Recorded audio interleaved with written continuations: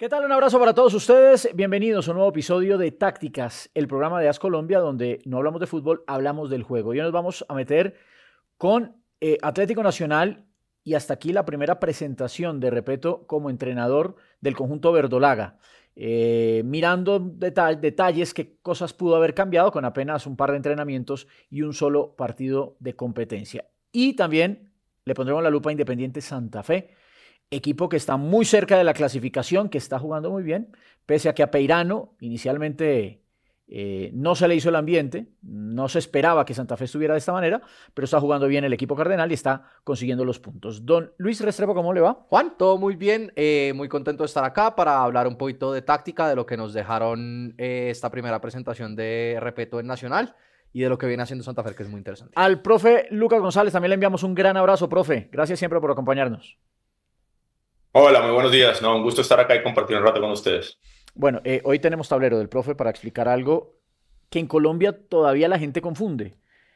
Aquí nos enseñaron, lo vamos a hacer sobre el final, pero aquí nos enseñaron que el defender bien, recuerdo todavía algunas voces de comentaristas de la época cuando yo era niño, de algunos entrenadores que tuve cuando niño, que decían que un equipo se veía si estaba bien trabajado en su regreso defensivo. Pero el fútbol cambió y ahora se defiende o regresando o tras la pérdida. Pero eso lo vamos a tocar más adelante. Metámonos con Atlético Nacional, Lucho. Vamos a tocar a Juan Atlético Nacional por encima porque vimos en este primer partido de Repeto un cambio muy interesante, sobre todo en la posición del enganche de Pablo Cepelini. Acá tenemos en esta imagen la formación inicial de Nacional. Muy similar a lo que venía haciendo en las últimas presentaciones, sin embargo los cambios se dan de la mitad para arriba. Jugó con dos mediocentros, de titular Agustín Álvarez Wallace y Robert Mejía, y jugó Pablo Cepelini también. Era interesante ver si esto significaba que Robert Mejía jugaba como mediocentro y dos interiores, algo que pasó en los partidos anteriores, sobre todo en la vuelta de Copa Libertadores, pero en este partido lo que pasó fue que Cepelini jugó casi como enganche clásico, de 10. Una gran diferencia, lo que causó además que Nacional tuviera un buen partido ofensivamente hablando. Si nos metemos a ver en esta imagen los datos, Nacional tuvo una expectativa de gol de 1.70 contra una expectativa de gol del Bucaramanga de 0.1. Casi que debió ganar, según la expectativa de gol, por 2 goles. Tuvo 15 tiros por 6 del Bucaramanga y tuvo, óigame 20 toques en el área por 3 del Bucaramanga. Defensivamente y ofensivamente el equipo estuvo mejor, pero no pudo concretar. Profe Lucas, sobre ese tema de la ubicación de Cepelini, lo decía el Lucho hace un momento, jugó como una especie de enganche. Un término, un concepto, pues diría yo controvertido en el fútbol, sobre todo en este lado del mundo, en Sudamérica todavía se habla del 10, del enganche, del volante creativo, de ese futbolista que tiene que entrar en acción única y exclusivamente cuando se tiene la pelota o que se le valora solamente cuando se tiene la pelota. Primero, ¿qué opinión tiene usted precisamente de ese concepto del volante 10? ¿Eso dejó de existir, profe, o se transformó, o qué opina usted? No, lo primero que recuerdo y aprendimos nosotros allá en Barcelona con Paco Seirulo y compartiendo con personas de fútbol, pues sobre todo Paco, es que su concepto, y cuando él habla un poco de táctica, habla de este concepto de espacios de fase, de intentar organizarse para dominar el juego, en realidad se resume es a una cosa, y es que el equipo entienda que cuando tenemos el balón y cuando no lo tenemos que ser 11 jugadores los que estamos interactuando con el juego.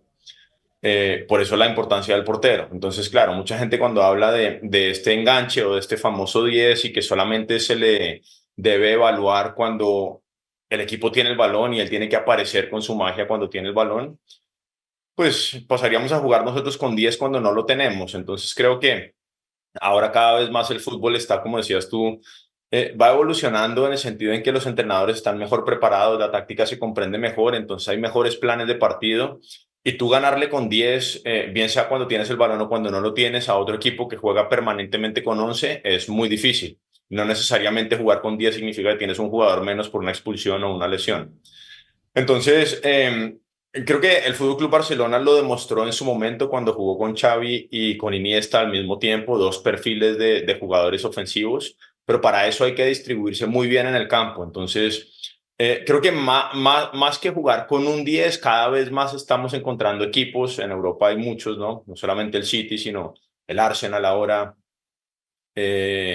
el Leverkusen de Xabi Alonso es un espectáculo en donde cada vez más hay jugadores que se parecen más a ese 10. Usando el ejemplo del Leverkusen, este chico ecuatoriano, Piero Hincapié, es un espectáculo con lo que él hace con el balón y cómo él ayuda a construir el juego. Por no hablar de los piqués que crecimos nosotros viéndolos hacer esto. Entonces, creo que es fundamental tener que este perfil de jugador entienda que dentro de una organización de equipo, él tiene un rol fundamental, pero también tiene que cumplir un rol, especialmente cuando el equipo pierde el balón. Claro, y también entender nosotros, Lucho, que cuando un equipo, generalmente, y se dice mucho en Colombia, un equipo lo ve uno atascado sin generación de juego, generalmente la gente define o termina concluyendo que le falta un volante creativo, le falta un jugador, y no es un jugador, es una estructura, es un todo. A mí me llama mucho la atención, Juan, y yéndonos un poquito más a fútbol internacional, jugadores que hoy en día son más difíciles de clasificar. No solo los que decía Lucas, sino, por ejemplo, un tipo Bellingham, un tipo Havertz en el Arsenal. Son jugadores que son difíciles Lucho, aquí nunca pudimos de ubicar clasificar. a Giovanni Moreno. Eso es Aquí nunca se pudo poner a Giovanni Moreno. En la selección Colombia no hubo un lugar donde uno dijera, mire, es que aquí cabe Giovanni Moreno porque lo tenían, o que, ¿qué es? Centrodelantero, ¿qué es extremo? ¿Qué es? No, es futbolista. Exacto, entonces es muy interesante ver cómo estos jugadores, como mencionaba Lucas, pues ya no caben solo en la característica del enganche 10, tiene estas características, buen pase filtrado, mala defensa, sino que hoy en día pues las características del jugador se determinan de una forma muy diferente. Entonces es chévere ver cómo evolucionamos hacia allá. Para volver a Nacional en el partido, pero siguiendo en el verde, Lucas, lo pongo en su rol de entrenador. ¿Qué tan difícil es llegar a un equipo donde hay cosas tan instauradas? En Nacional la gente tiene la imagen de que tiene que haber un volante 10, porque por allí pasaron jugadores muy importantes en esa función, aunque para mí Alexis García, por ejemplo, era un futbolista más completo que solamente un 10. Neider Morantes, bueno, jugadores muy importantes en esa posición que marcaron historia, y hoy el hincha del Nacional tiene en su cabeza que se necesita ese volante. Lo buscaron en Tatay, lo buscan ahora en Cepelini, lo han solicitado cuando no lo han tenido. Sí, yo creo que más que únicamente ese volante que por supuesto, no sé, en el pasado reciente uno recuerda a Magnelli Torres, con lo que hacía Magnelli con balón era increíble. Pero el otro día leí yo un comentario, alguien me lo pasó diciendo que el mejor 10 de la historia de Atlético Nacional se llamaba Alexis Enríquez. Y yo pensaba ahorita lo que ustedes decían, decía Lucho, ¿no? Usando el ejemplo de John Stones. ¿De qué juega John Stones? Claramente lo fichan como central hace varias temporadas, pero las últimas dos pasa a jugar casi que de un volante 10 cuando el equipo tiene el balón, como interior apareciendo por diferentes espacios. Entonces, yo creo que más que Nacional demandar solamente un volante 10, Nacional demanda es una idea, que esa idea gira en torno a ese volante 10 tradicionalmente. Nosotros lo vivimos creciendo en la Selección Colombia con el Pío Valderrama. Porque sí, él era ese volante 10 que organizaba con pases e intentando poner a muchos jugadores de cara a portería, pero era el estilo del equipo en la cabeza de un entrenador en ese momento como Pacho Maturana. Yo creo que lo que la gente en Nacional exige, aparte de ese volante 10, lo que verdaderamente está pidiendo es que, pues que en el juego se respete un poco la historia de un equipo que quiere dominar, que quiere tener el balón y que a donde quiera que vaya tiene que mostrar lo que mostró en este último partido, aplastando, así no sea en el resultado, por lo menos en el desarrollo del juego, siendo muy, muy superior a sus rivales. Tenemos unas imágenes Sí. de Cepelini, pero con Bodmer todavía. ¿Sí? Exacto, con No, Bodmer. con Pérez. Con Pérez, este partido Pérez. contra Sí, Nacional sí, ya de no Paraguay estaba fue, Bodmer, porque es la fue vuelta. con Pérez.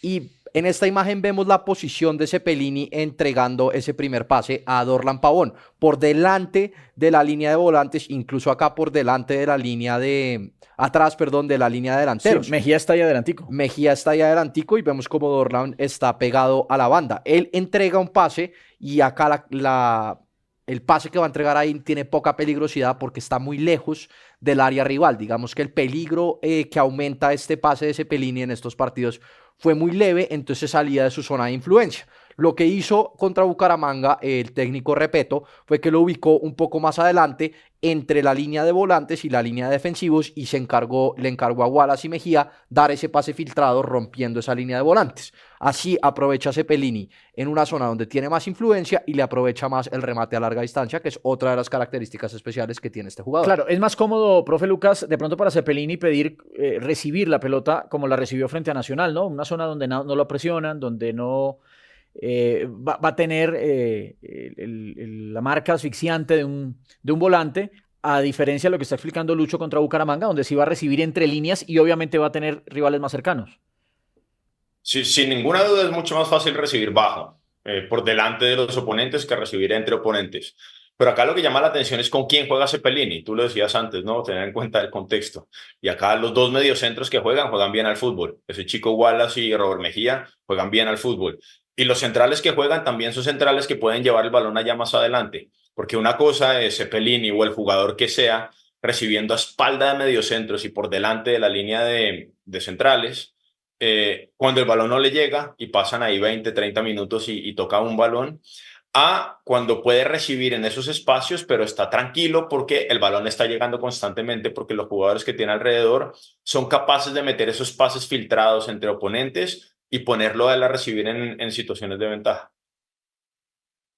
Importante saber quién le va a llevar la pelota, porque usted lo puede ubicar en una zona, pero si no hay quien le lleve la pelota, se va a perder del juego. Igual, a Nacional hay que seguirlo viendo. Así es, Solamente van 90 partido. minutos de repeto, 90 minutos en los que pues se vieron cosas repetidas de lo que venía anteriormente, pero ya desde los números Lucho nos muestra que hubo una mejoría en el equipo. Exacto, No notoria para la gente. Al final, y uno lo entiende y lo respeta, a la gente lo único que que se le hace notorio es el resultado. exacto. Que sí está positivo en Santa Fe. Está positivo en Santa Fe, Juan, un equipo que al principio del semestre, como usted decía, le costó encontrar quizás un estilo de juego, una alineación inicial, pero desde hace 5 partidos para acá, desde esa victoria contra el Junior, que encontró un 1-3, 5-2 como alineación principal, ha encontrado un estilo de juego mucho más notorio y los datos, digamos así, nos confirman. En esta imagen, como lo vimos la semana pasada con Millonarios, vemos en qué está Santa Fe en las diferentes variables en la liga.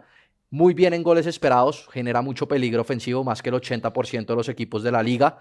Muy bien, digamos, también en remates y toques en el área, más que el 75% de los equipos de la liga.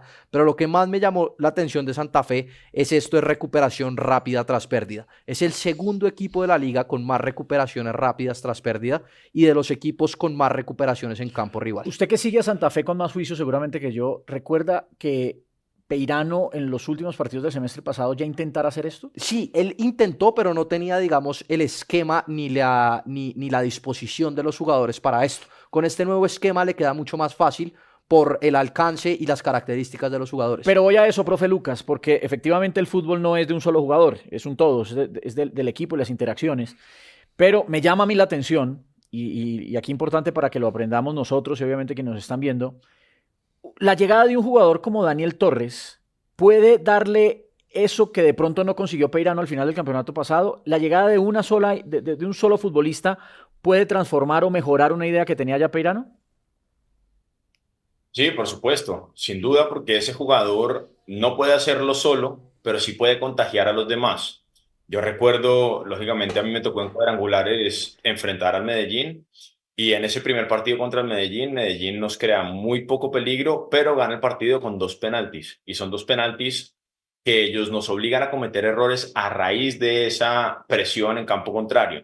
Y el motor de ese equipo, la gente dice el alma de ese equipo, en realidad el jugador que hacía que los demás hicieran lo que tenían que hacer era Daniel Torres. Ahora no es coincidencia que este mismo jugador llegue a Santa Fe y que él no solamente con su carácter y con la fuerza que tiene él para ir hacia adelante y contagiar a los demás, logre hacer que un equipo haga lo que anteriormente intentaba hacer, pero ahora finalmente lo haga bien. Ese es el impacto que tiene fichar un jugador determinante en algún rol que uno está buscando. Y Daniel Torres, como dice Lucas, se convierte en el eje de este equipo. No solo en la presión alta, acompaña a los delanteros a hacer esa presión, sino como es un jugador de tanto despliegue, también participa en campo propio. Acaba siendo, digamos, el famoso volante box to box y llegando a las dos ocasiones, a las dos áreas constantemente. Interesante los que quieran revisar, por ejemplo, el gol que le anulan a Santa Fe ahorita contra Fortaleza, el que le anulan a Agustín Rodríguez, como es Daniel Torres el que da el pase largo. Que lo anulan por una falta precisamente de Daniel Torres. Claro, pero incluso él recupera y después él va y da el pase peligroso también. Entonces es un jugador muy interesante y acaba siendo fundamental en ese aspecto que para Santa Fe ha sido clave, que es la recuperación rápida. Termine con sus datos y le vamos a pedir un poquito al profe Lucas que tenga ahí listo su tablero para que hablemos precisamente de esas recuperaciones tras pérdida o de cómo algunos equipos deciden recuperar la pelota cuando la pierden retrocediendo y organizándose detrás de la línea de la mitad de la cancha. El último dato que le dejó Juan de Santa Fe es como el técnico no solo insiste en esa recuperación rápida, sino en ataques rápidos. Ataques no necesariamente tiene que ser contraataques, sino hacer 2-3 pases y acabar en remate. Por eso es que la cantidad de pases verticales de Santa Fe es alta, más que el 70% de la liga, y es el cuarto equipo con menos pases por posesión, a pesar de que tiene mucho la posesión. Entonces es un equipo que cuando tiene posesión busca siempre llegar al arco rival, y para eso es importante también tener los dos delanteros que son pues delanteros de área y delanteros efectivos. Muy bien, ¿vamos al tablero? Vamos al tablero. Profe, a ver, si me hago entender. Yo tengo una lucha con algunos colegas, porque yo siento que aquí seguimos creyendo algo que nos enseñaron hace mucho. Yo no sé si usted lo escuchó cuando era joven o más joven. Lucho no, seguramente Lucho nunca pasó por una academia de fútbol, pero usted no sé si lo escuchó, que a uno le decían que equipo bien trabajado es equipo que regresa ordenado tras la pérdida de la pelota. Y me acuerdo también en muchas transmisiones que decían, ahí es donde se ve el verdadero trabajo del entrenador, en el regreso del equipo tras la pérdida. Eso cambió totalmente, profe. No es que hoy no se haga, hay equipos que lo hacen, pero no es la única manera de recuperar la pelota.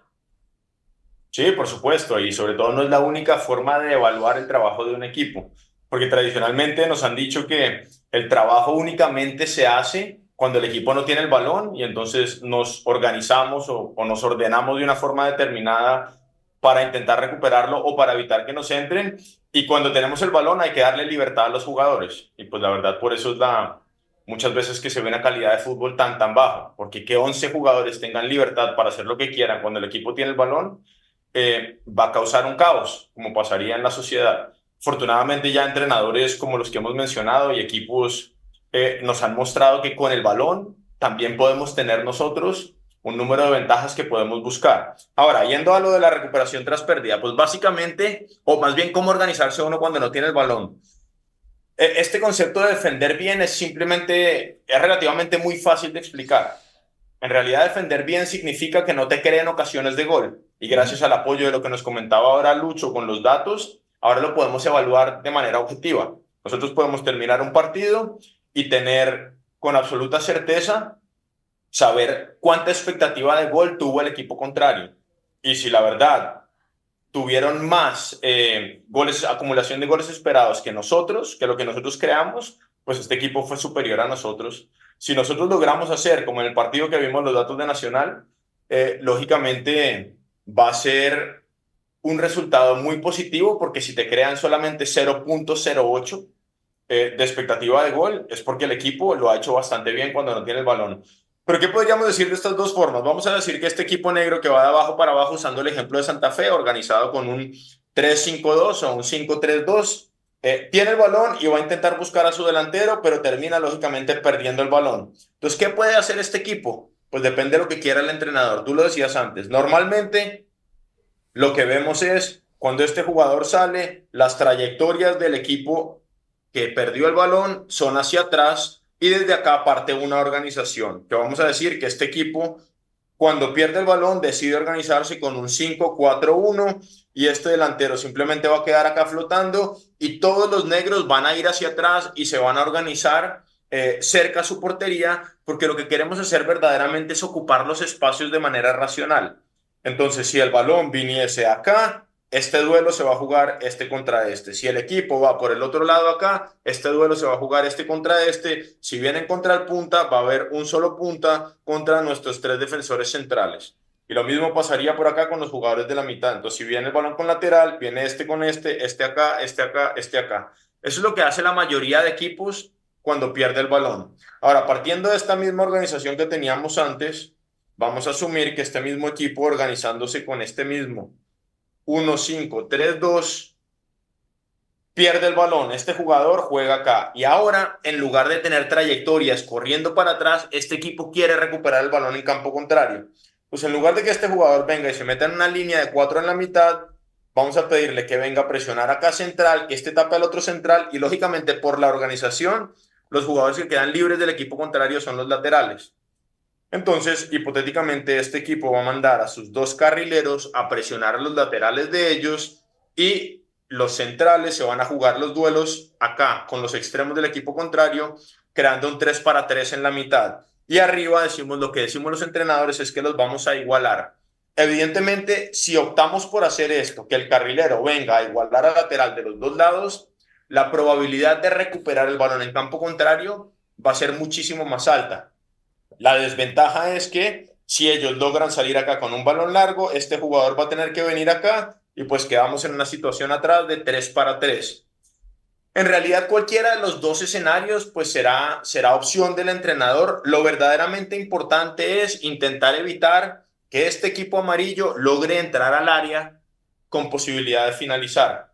Podemos hacerlo intentando recuperar en campo contrario o simplemente tirando para atrás y esperando a tenerlo cerca de nuestra portería.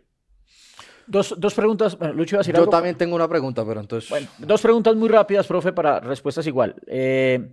La primera, ¿se puede en un equipo mezclar? ¿Puede hacerse un equipo que tenga la inteligencia de decidir cuándo la presión debe ser tras pérdida, cuándo la presión debe ser alta o cuándo es mejor el organizarse de la mitad hacia atrás? No, y tiene que ser así, Juan. La verdad tendría que ser así, porque yo escucho mucho, sobre todo se habla mucho en el mundo alrededor del fútbol de analistas o comentaristas, en donde intentan evaluar esa presión tras pérdida y dicen, no, es que este equipo intenta recuperar 10 segundos, presionar 10 segundos y si no, entonces vienen para atrás. Pero en realidad esa es información muy, muy genérica. Lo que hay que hacer como entrenador es identificar los momentos en los cuales tú quieres ir a presionar adelante. Hipotéticamente, el jugador más débil del equipo contrario con balón es el lateral derecho. Cuando el balón vaya al lateral derecho, vamos a invitarlos a que vaya allá y en ese momento vamos a ir todos. Si el balón no va al lateral derecho, entonces vamos a esperarlos y vamos a regresar un poco organizados hacia atrás. Ese tiene que ser el trabajo del entrenador. Sí, hubo un gol famoso en un partido del City, no recuerdo el rival. Me acuerdo que todo el primer tiempo, digo todo como una exageración, pero en muchas jugadas al central lo trataron de perfilar hacia la pierna derecha. Creo que fue contra el Madrid, con Varane. Creo que fue a Varane, que trataron de perfilarlo siempre hacia la pierna derecha, entendiendo que es un jugador que pareciera que sí, pero no tiene la misma calidad que el que estaba por izquierda, y ahí le roban y le ganan el partido. La segunda pregunta, profe, hay una de las dos maneras más difíciles, y sobre todo en el ambiente colombiano, donde desde niño nos han enseñado a retroceder, retroceder, retroceder. No, por supuesto que ignorar el balón y correr para atrás es mucho más fácil. No tienes que hacer nada. Simplemente monta esa línea de 5, después la línea de 4 atrás y corremos todos para atrás. Pero la intención de hacer esto, en realidad la intención simplemente cuando uno pierde el balón es evitar que le creen ocasiones de gol, evitar que nos marquen gol. Si yo decido ignorar el balón y correr para atrás y organizarme cerca a mi portería, pues lo que estoy permitiendo es que el rival venga más cerca a mi portería y de pronto con algún centro que vaya al área podemos cometer algún error, puede haber algún penalti. Si hacemos una organización eficiente para recuperar el campo contrario y creamos de verdad una telaraña, llamémosla así, alrededor del balón, cuando el balón vaya donde nosotros queremos, vamos a mantener al equipo contrario muy lejos de nuestra portería y no solamente eso, en caso de recuperar el balón ya no tenemos que recorrer 70, 80 metros para adelante, sino estamos cerca ante la posibilidad de enfrentarnos a un equipo que en el momento que le quitemos el balón esté desorganizado. Mi pregunta también va un poquito a entender si hay algún tipo de correlación en que un equipo presione con tantos jugadores en campo contrario y tengan, digamos, esa disposición de terminar rápido esas jugadas ofensivas. Digamos que al momento de recuperar me puedo desorganizar porque invito a mis propios jugadores con el balón a hacer diagonales, a hacer movimientos. Entonces esa pérdida después de una recuperación rápida puede volverse más peligrosa. ¿Tiene algo que ver que Santa Fe, digamos, presione con tantos hombres en campo rival y trate de acabar las jugadas rápidas? ¿O cómo se organiza uno cuando está, digamos, desorganizado después de perder una pelota tras una recuperación rápida y el equipo se desorganiza? Sí, pues, sin ninguna duda, el intentar finalizar esas ocasiones cuando tú recuperas el balón, es decir, el equipo contrario tiene el balón, nos organizamos para recuperarlo en campo contrario, lo ganamos. En ese momento que lo ganamos, seguramente nosotros vamos a quedar expuestos atrás. Entonces, si podemos finalizar y que el balón no quede en disposición de los otros jugadores, vamos a estar mucho más protegidos en caso de volver a perder el balón. Entonces, es algo que, por ejemplo, yo le pido mucho a mis futbolistas en saque de portería del equipo contrario. Si nosotros logramos recuperar el balón cuando el equipo contrario intenta salir jugando, hay que finalizar lo más rápido posible porque vamos a tener más probabilidad de que el balón quede allá y que ellos sientan que no puede salir y mucho menos expuestos ante posibles pérdidas. Entonces, esa parte sin ninguna duda es algo que seguro sin hablar con el entrenador de Santa Fe, seguro que es algo que viene desde las ideas del entrenador para estar mejor protegidos en caso de volver a perder el balón. Muy bien, igual, no es fácil, ¿no? En un país como el nuestro tan tradicionalista y donde todavía no nos hemos atrevido a dar ese paso, a entender que el juego ha cambiado, bueno, no es sencillo, pero la idea es decirlo. Quizás por eso es notorio y llama mucho la atención cuando algún equipo lo intenta hacer constantemente. Cuando un equipo intenta cambiar un poquito ese esquema y hacer algo diferente, se vuelve impactante. Aunque la buena noticia es que yo veo cada vez más que se habla de esto y se toca el tema y más entrenadores que lo intentan hacer. Profe, un abrazo, muchas gracias. No, muchas gracias a ustedes y sin ninguna duda, Juan, Lucho, va a cambiar. Va a cambiar porque el fútbol va evolucionando y simplemente algunos tardamos más que otros, pero es la dirección en la que el fútbol va y seguramente que el fútbol colombiano también va a evolucionar en este aspecto. No, sencillo, si no cambiamos no competimos, así de fácil. Así de fácil. Don Lucho, muchas gracias. Juan, como siempre, el placer todo de ustedes. A ustedes muy amables, bienvenidos siempre aquí a Tácticas, el programa de AS Colombia donde no hablamos de fútbol, hablamos del juego.